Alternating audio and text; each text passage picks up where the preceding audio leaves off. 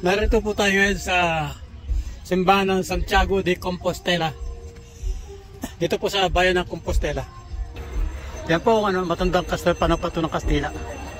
Itinayo.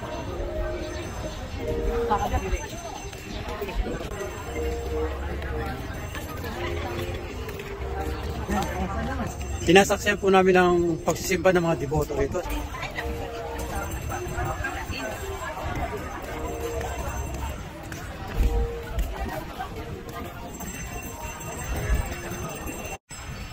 Nakita niyo po yung proposed project ng bell tower ng Compostela Church.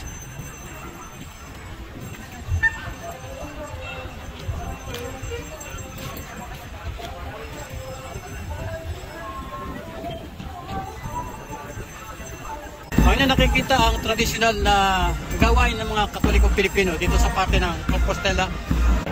Narito kami ngayon sa Santo Niño Basilica Church. One of the religious church in the center of Cebu City. Dito raw itinayo ang unang Kristyanismo sa parte ito. Samahan niyo kami sa loob at kami humihingi ng gabay sa ating Panginoon na kami binigyan ng magandang paglalakbay, katiwasayan, katahimikan at kalusugan, kalakasan ng katawan para sabayatid lang ang mga donasyon ng ating mga donors katulad ni Amor Power at Grecon.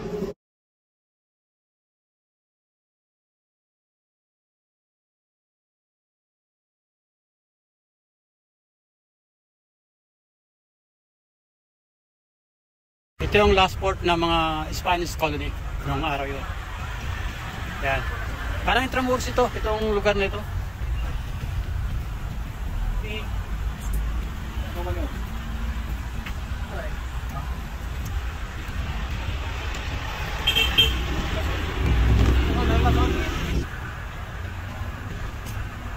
Diba ito yan? Yan, parang Intramuros, ano? Yan, kapal ng mga tawag itong parang hollow block, pero hindi hollow block to, solid to. Yan.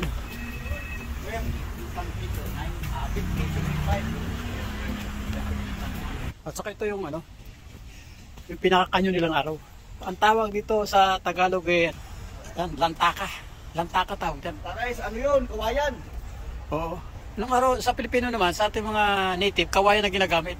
Sa mga Kachila naman, lantaka, yung parang purong bakal yan, talagang matibay. Sa ngayon, mabibili ito ng 4 kilo. Ewan ko lang magkano mabibili sa 4 kilo yan.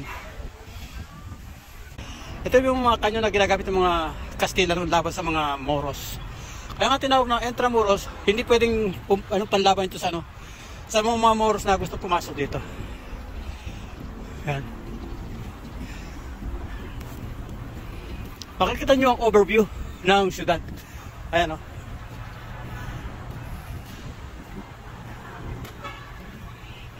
Ito dati to, ayan ito, parang seawall ito, pero ngayon wala na. Nagkaroon ng reclamation dito, tinatayo ng mga building. Padaroon.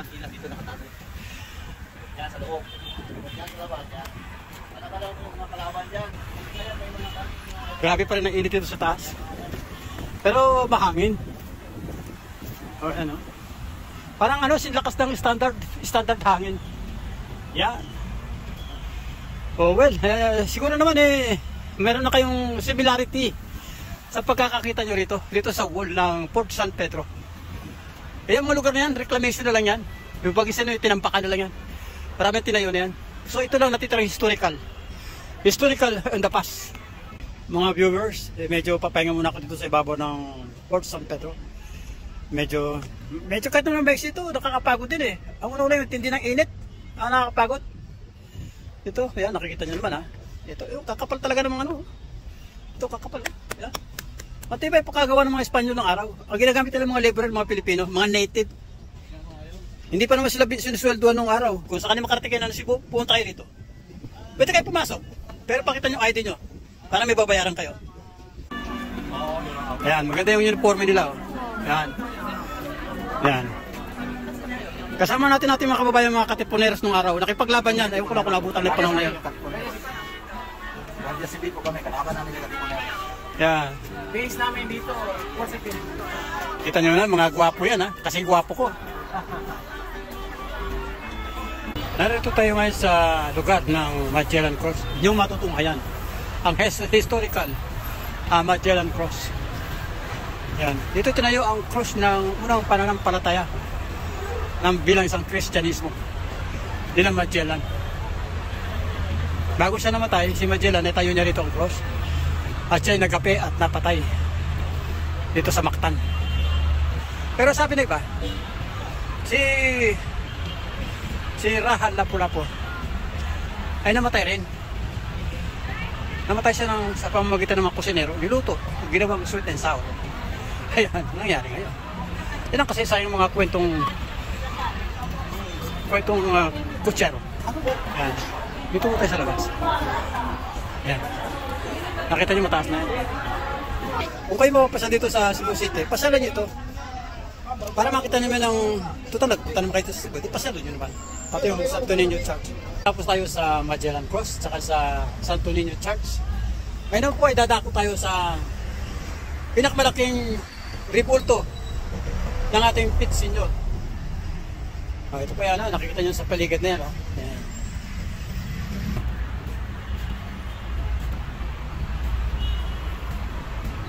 Ito po ang ating mahal na Panginoon.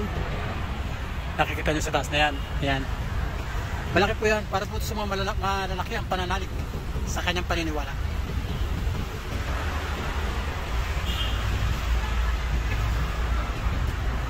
Pwede naman kayo pumasok dyan sa loob para manalangin, humingi ng guidance o gabay sa ating Panginoon na Senyor, si Pit Senyor Santo Niño.